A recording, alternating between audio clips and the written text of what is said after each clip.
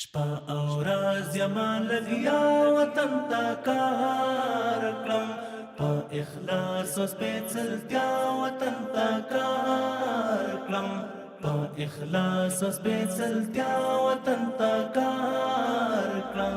شپه او ورځ یما لګیا وطن ته کار کړم، په اخلاص او سپېڅلتیا وطن ته کار کړم، په اخلاص.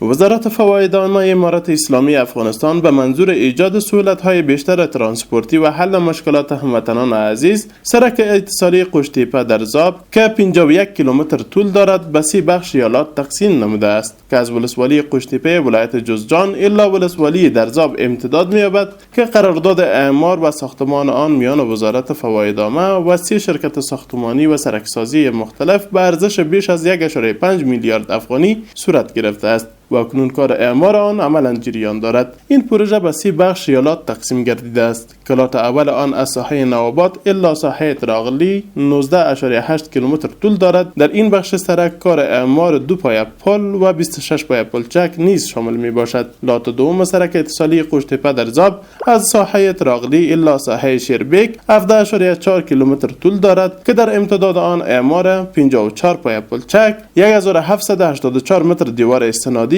و به طول 498 متر اعمار جویچه های کنار سرک نیز شامل می باشد. لات سوم این سرک که 14 کیلومتر طول دارد و در امتداد آن اعمار 48 پایه پلچک و 2512 متر دیوار استنادی نیز شامل می باشد که در هر 3 بخش یاد شده کار عملا جریان دارد. با اعمار این سرک مشکلات ترانسپورتی مردم نسبت به گذشته حل شده و در انتقالات سریع و مسئول اموال تجارتی و محصولات زراعتی سهولت‌های بیشتر فراهم خواهد شد.